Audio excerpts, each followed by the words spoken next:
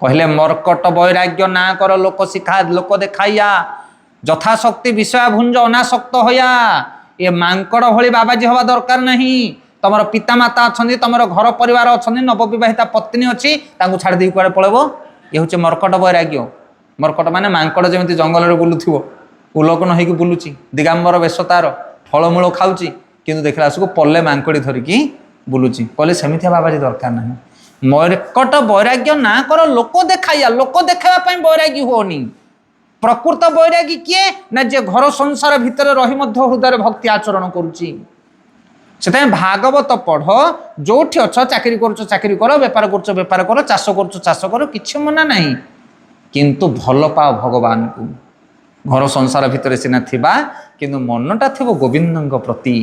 हाँ ताकू कह जाए प्रकृत भक्त जीवन। आउ जे थरे भगवान को भल पाई जाए ये जगत रे जेते धन थाउ न थाउ जेते सुंदर स्त्री थाउ न थाउ जहाँ थाउ किंतु आउ कौन सी जिनस प्रति तार चित्त मन आकर्षित हुए ना से भगवान को भल पाए दिन राति विषय चिंता करुए।